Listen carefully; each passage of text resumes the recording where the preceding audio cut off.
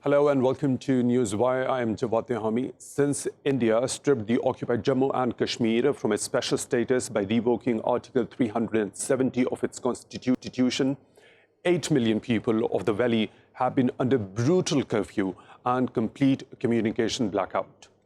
Dozens of innocent people have been illegally detained, tortured and killed by Indian occupation forces during the coordinated search operations. Journalists have been harassed, intimidated and booked under draconian laws like Public Safety Act and Unlawful Activities Prevention Act. And as an insult to injury, people of occupied Kashmir suffered more during COVID-19 pandemic owing to lack of essential medical supplies. Now the Indian government has also introduced a domicile law to change the demography of this internationally recognized disputed area. Now Pakistani authorities, particularly Prime Minister Imran Khan, has been consistently trying to draw the attention of the international community towards India's nefarious designs driven by Hindutva doctrine of Premier Narendra Modi. Prime Minister Khan says the Indian belligerence towards Pakistan and high-handedness in occupied Kashmir is a threat not only to the regional but also to global peace. Recently, Prime Minister Imran Khan warned that to divert the global attention from its genocide in occupied Kashmir, India is preparing for a false flag operation. PM Khan mentioned certain specific steps being adopted by Indian government to fulfill its Hindutva-driven agenda to cleanse the Muslims from the occupied valley. In the first half of the show, we will try to take a deeper look into how India is enforcing its sinister design in the occupied valley. And in the second one, we will take a look at the historical facts of India's false flag operations. For this, we are joined by an esteemed panel of guests today at Newswire. Let me introduce them with you. I'm joined today by Lieutenant General Ashraf Saleem, analyst who is joining us from Lahore, and Ambassador Asif Durrani, former ambassador, joining us from Islamabad. Thank you both of your time at Newswire. I'll start the discussion with you, Mr. Asif Durrani. When we talk about the certain specific steps which have been mentioned by PM Khan in his recent tweets, the very first thing he says is that it is depriving the Kashmiris of their right to self-determination by illegal annexation of the occupied territory. So that is exactly what India did on 5th of August last year by revoking the Article 370 of its own constitution and violating its own constitution, not only violating its own constitution, but also the international resolution, including the Security Council resolutions, as well as the partition plan and the bilateral treaty between Pakistan and India that is Simla Accord. Yes, it's very much there, and I think it was very much in BJP's agenda, manifesto. So we should not be surprised. In fact, what Prime Minister Khan is doing is he's highlighting those atrocities which the Indian occupation forces are perpetrating in the occupied state.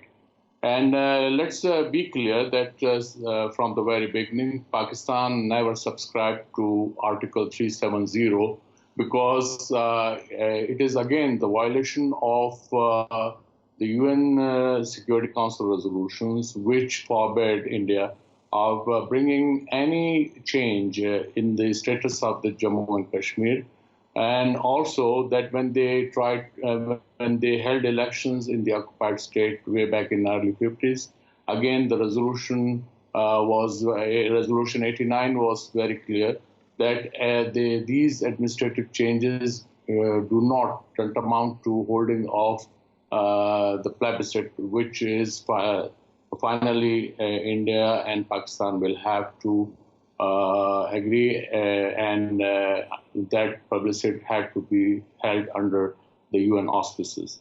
So therefore, whatever India is doing, they are indulging in this gimmickry, but situation on ground is very clear because the Kashmiris have overwhelmingly said no to India, and they are saying it for the past 7 decades.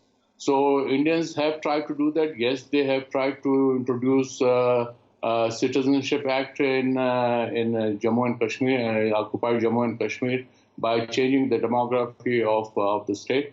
But history is a witness that Kashmiris have been launching this struggle for Azadi since the Maharaja time.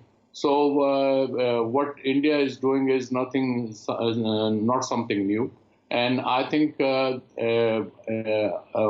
added concern for us should be that now India is introducing new normal in a nuclear environment, and that is dangerous. And Prime Minister Khan is actually sensitizing the world towards this serious aspect and the non-serious attitude of the Indian leadership, which wants to play with the peace in the region, and especially when the two countries are nuclear powers. Yes. Okay, General Saleem, Ambassador Durrani just alluded to that Pakistan never recognized the validity of Article 370 of the Indian Constitution, yet it gave some sort of autonomy to this particular occupied Jammu and Kashmir region. But revoking it altogether and annexing it illegally with its own territory, or trying to make it one of its own, that is completely in violation of the Security Council resolution that urged India to let the people decide their fate or have their right to self-determination through a free and fair and impartial plebiscite. Yeah, there was India had, in fact, this Article 370 also was a sort of what I would say treachery perpetrated against the Kashmiris, because they were being told that you are being dealt with specially within the Federation of India. But the fact is that Modi government, Indian government, now has come into its true colors, and they have shown to the Kashmiris and to the world at large that they are not the ones who would respect any kind of rights of Kashmiris. And they have now started killing them. And I think India has cut its own feet by abrogating this Article 370.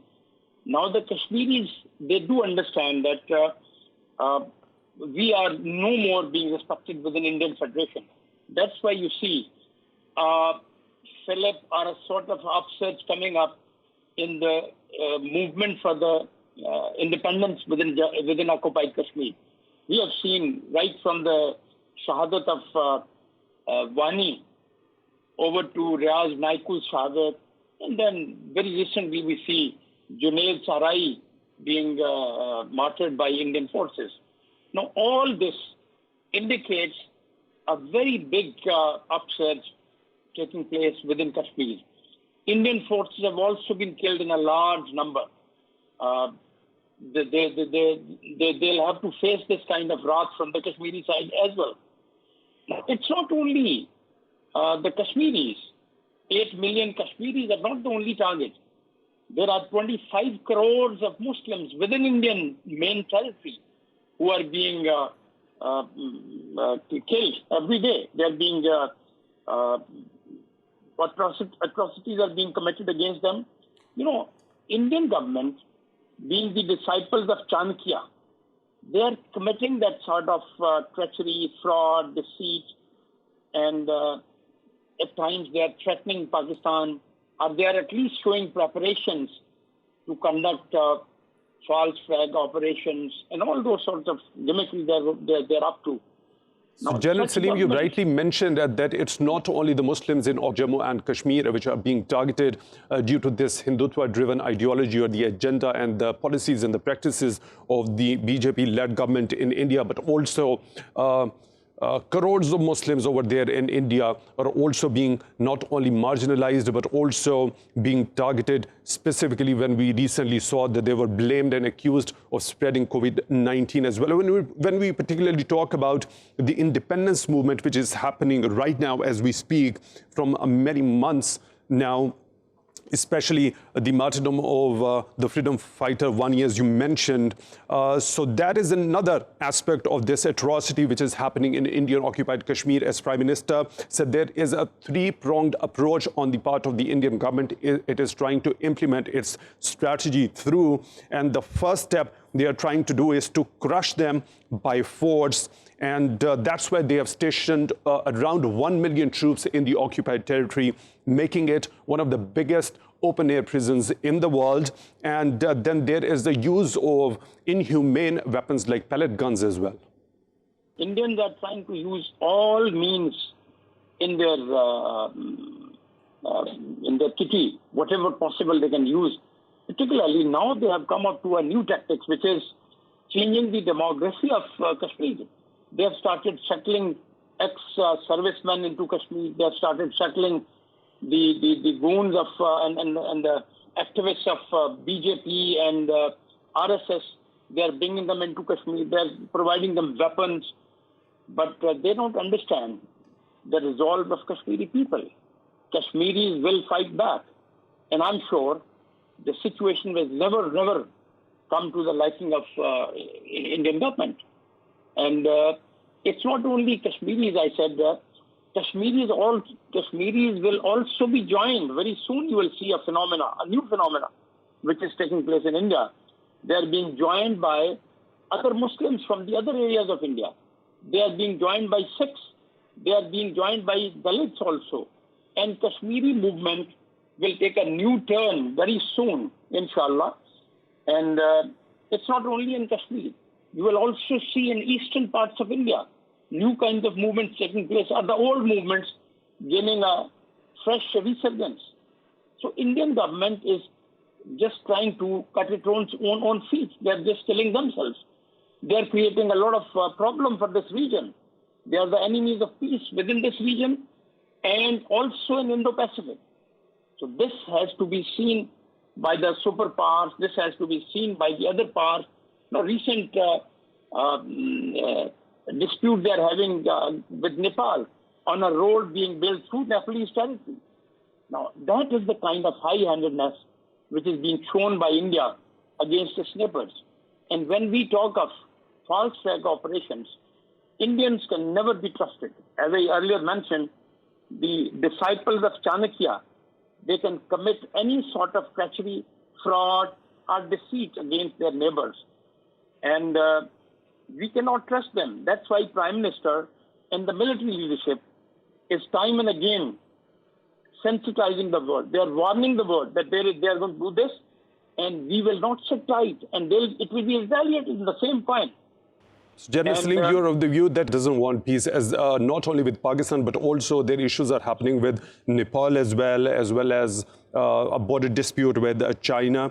Ambassador Durrani, the second step in the three-pronged approach, which has been mentioned by Prime Minister Imran Khan, the Indian government is taking, that is inhumane lockdown and the depriving Kashmiris of their basic necessities. And particularly we saw the manifestation of it, particularly when there were medical supplies required by the people over there on the ground, but those things were actually diverted to other parts of India.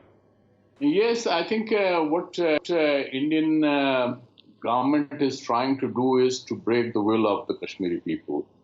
But I think they are mistaken, because they couldn't do that during the past 7 decades. And they have seen the practical manifestation of this defiance since early 90s. And over 100,000 Kashmiris have laid down their lives since early 90s. There are more than 10,000 half-widows whose husbands' whereabouts are not known. We don't know that. And more recently, after this August 5 action by India, more than 15,000 teenagers have been taken out of the occupied state to different jails in India just to break their will. Their parents are being pressurized that they have to give undertaking for the good conduct of their teenage sons. They are as young as 30 years, and then they are in their early 20s. So, yes, they are perpetrating worst kind of terrorism. Now, I call it pallet terrorism. So this pallet terrorism is on since the martyrdom of Mr. Wani in 2016. Earlier, people started the Intifada by throwing stones. They are just throwing stones. and guns. They are being blinded, being blinded. So, and then I think now international media, especially after the severe lockdown, which is now over 9 months, has at least given some jolt to the world conscience. And United Nations Human Rights Council has taken note of it. And similarly, the treatment meted out to the minorities in India, that has been taken notice of the United States, organization dealing with minorities. So gradually it is coming. Ambassador Durrani just mentioned that there are youths which are taken up by the authorities over there in Kashmir, even of the age of 13 years old, they are being taken up and taken into detention. That is the third step which has been mentioned by Prime Minister Imran Khan, along with the cutting of all the communication links of Kashmir, isolating it from the rest of the world. And that is what we saw, that the journalists over there are being harassed, intimidated, and they are also booked under draconian laws like Public Safety Act and the Unlawful Activities Prevention Act. That's right. Those are the lists. I mean, this repertoire is long. If we start counting that, then I think your whole program will be consumed. The issue is sense of Indians have miserably failed in making the Kashmiris good Indians. And for that, they have to go for their own soul search, that what went wrong with them. And that is that they denied the Kashmiri people their right to self-determination. What Pakistan is doing is to remind the Indian leadership throughout, during the past 7 decades, they made to the Kashmiri people. So our case is very much, and it is since on the UN agenda.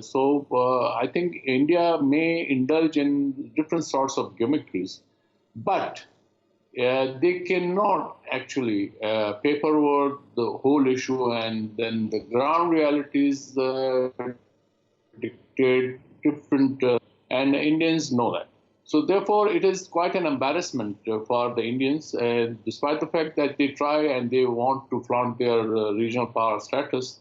Exactly, the point well taken. General Saleem, the last step which has been mentioned by Prime Minister is that was to corrupt the Kashmiri people's right to self-determination, which has just been mentioned by Ambassador Durrani as well, and then blatant lie to the world to show that terrorism was being done from Pakistan.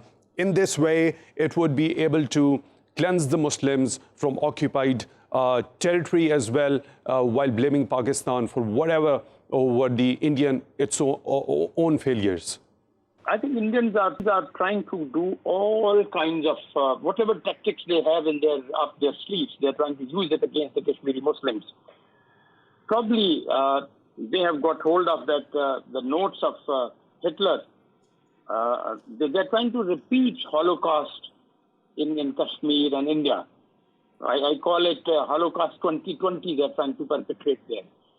But I'm sure Indians are not a superpower. They call themselves a regional superpower, but they are not the superpower. They are even picking up quarrels with small countries like Nepal. Now, Pakistan and India, both are nuclear powers. They can go to certain extents only, a very limited extent they can conduct operations against each other. But if Indians don't understand, they try to eliminate the whole people of Kashmir. Do we think that Pakistan will just take it lying down like that? Nobody can do that. Even Indian Muslims are going to rise up against India. This India is playing with fire. India should not try to play with fire. They are trying to maim Kashmiris. They're trying to insult Kashmiris. General Saleem, point well taken. You are that India is trying to playing with fire, and if tries to cleanse Muslims entirely from the occupied Jammu and Kashmir, the Muslim world, not even the Muslims within India, would remain silent. Thank you for your time at Newswire today. I was joined by Lieutenant General Ashraf Saleem, analyst, who joined us from Lahore, and Mr. Asif Durrani, former ambassador, joined us from Islamabad. And with this, we come to the first half of the show. In the second half, we'll take a look at the historical facts of the India's false flag operations. For that, stay tuned.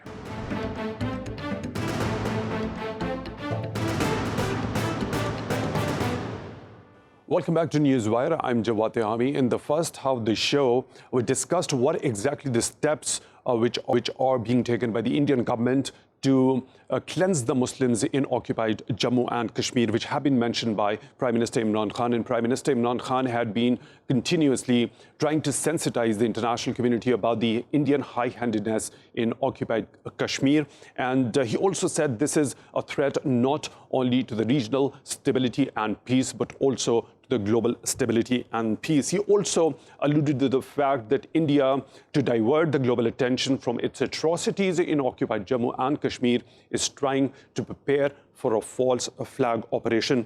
To take a deeper look into the historical facts of the Indian false flag operations and what are its sinister designs it is actually taking at this moment against Pakistan and against Kashmiris, we are joined by Lieutenant General Ghulam, Mustafa, who is joining us from Lahore, and Mr. Zamir Akram, former ambassador from Islamabad. Thank you, both of you, for your time at Newswire.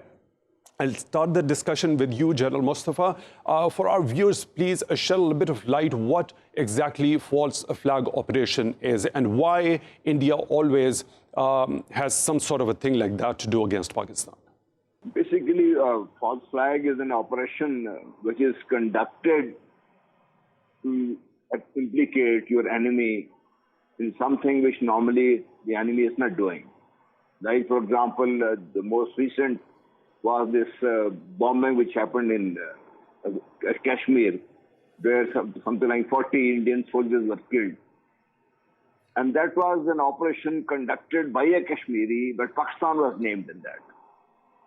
And second, and the most important thing that I think the Pakistanis would remember, and the international community also remembers, is about 3 years back when, I think 2015 was it, 16 I remember, when Indians claimed that they have carried out a strike across the line of control in Pakistan, having killed a number of so-called terrorists who are being trained in those camps.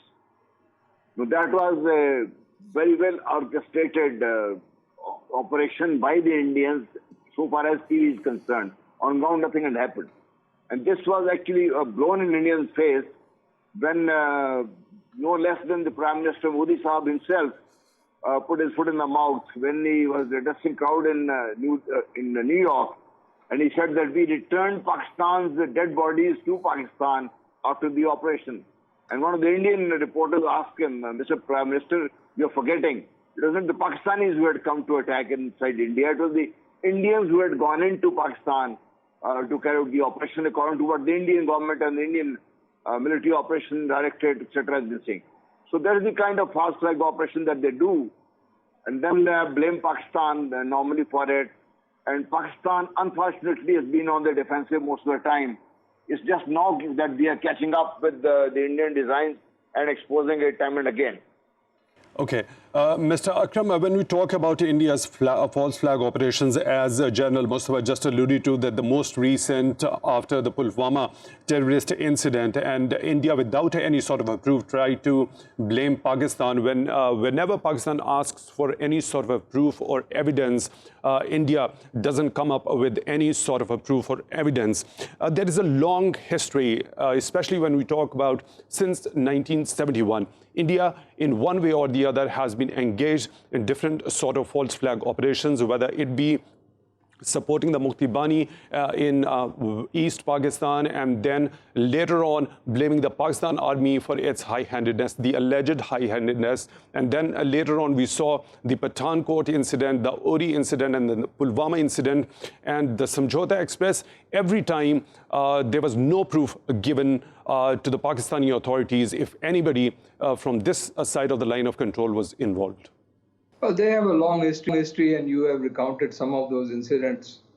I also want to take you back to 1962 when the Indians crossed over into the disputed areas that between India and China and claimed that the Chinese were occupying Indian territory, which led to the 1962 war between India and China. So that is also the result of a false flag Indian operation at that time.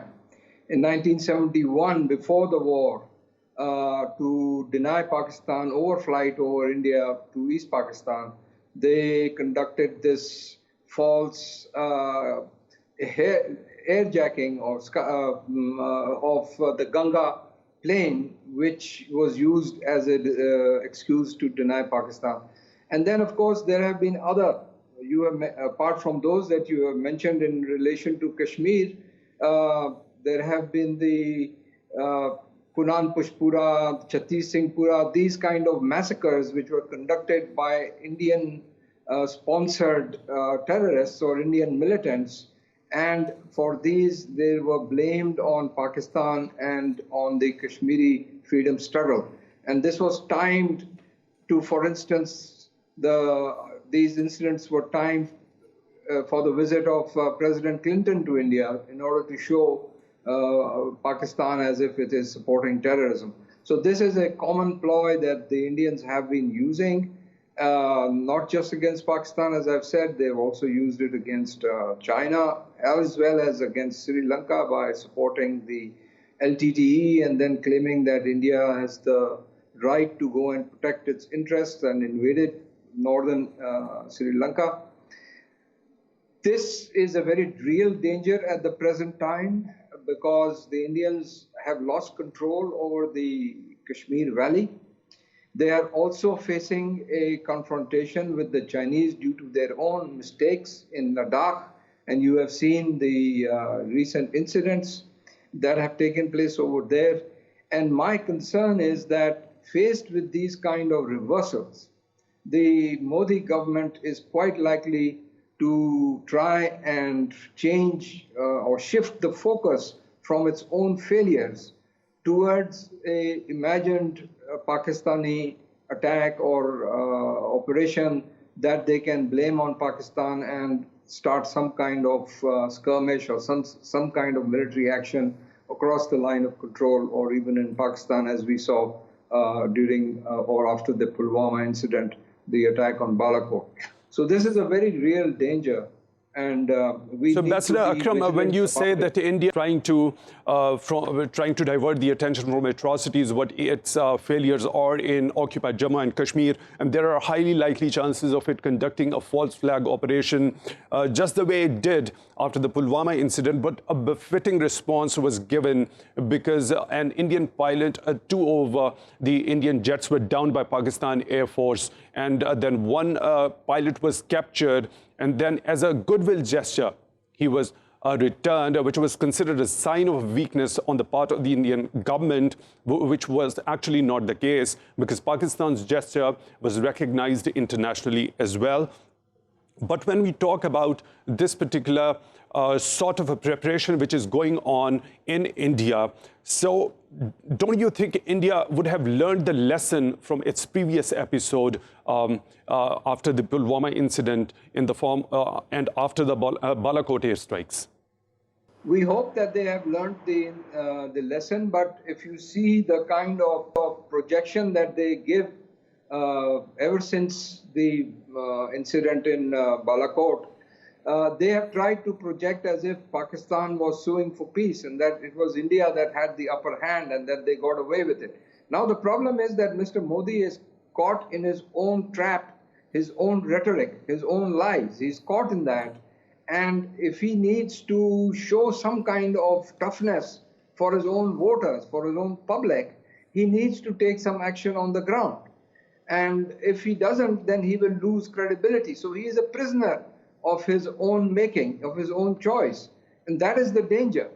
And that is something that we need to be vigilant about. I hope they have learned a lesson, but knowing Mr. Modi and the way that the Indians have projected this domestically, I don't think that they have, at least publicly, admitted that they had come out with come out with a negative outcome to this incident.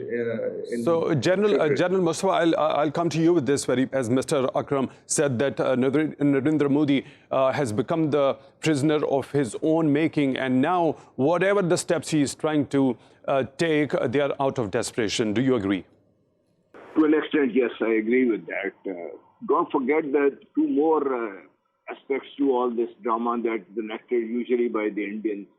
One is their own media, which is very well orchestrated, and they all come up with the same voice and with the same kind of a story building.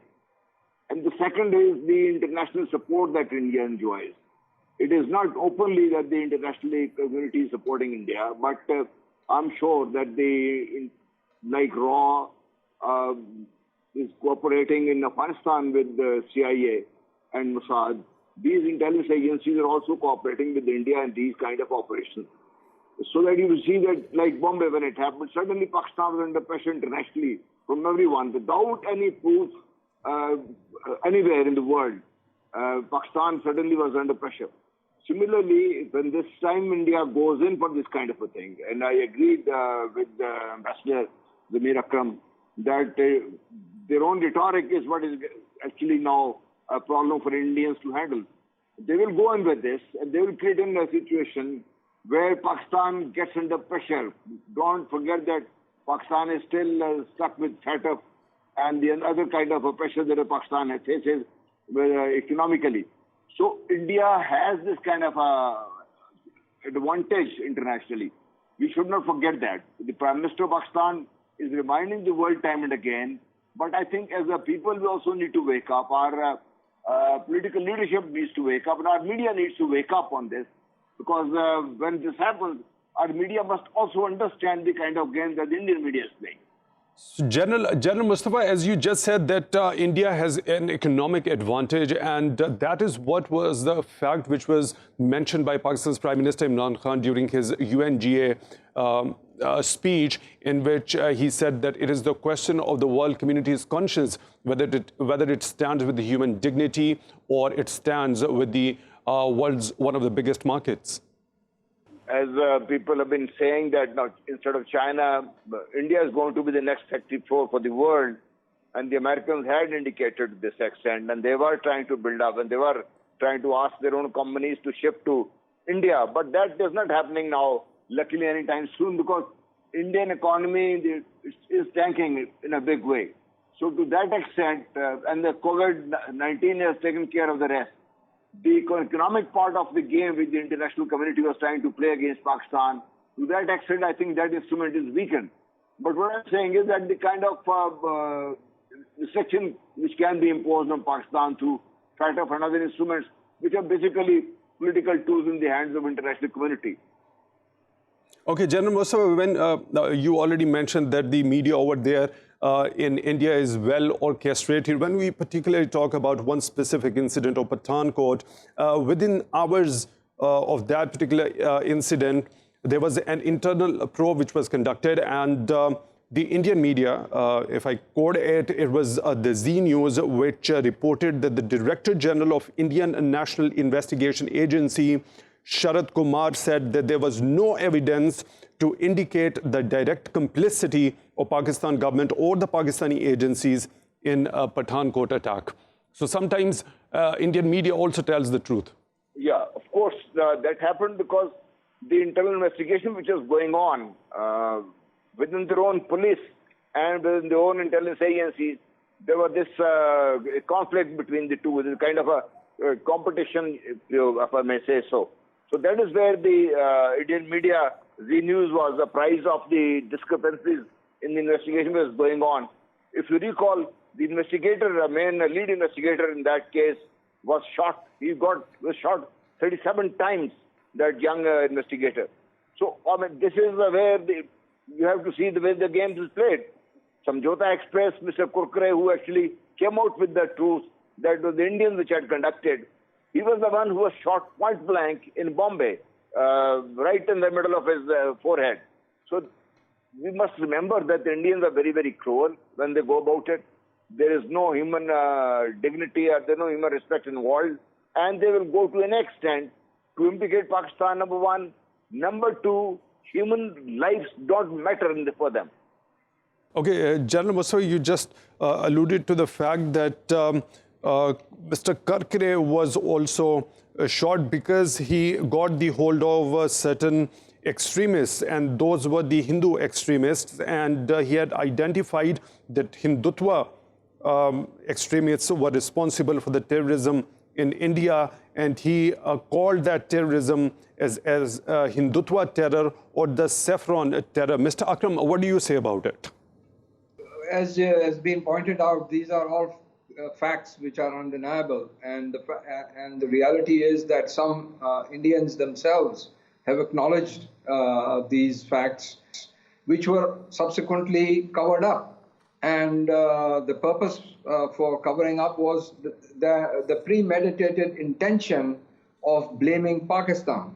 So obviously these have been covered up, though there are some brave Indians who do bring out the truth. Recently, I'm sure you know that the persons who were actually involved in masterminding the attack on the Indian Parliament, they were also apprehended.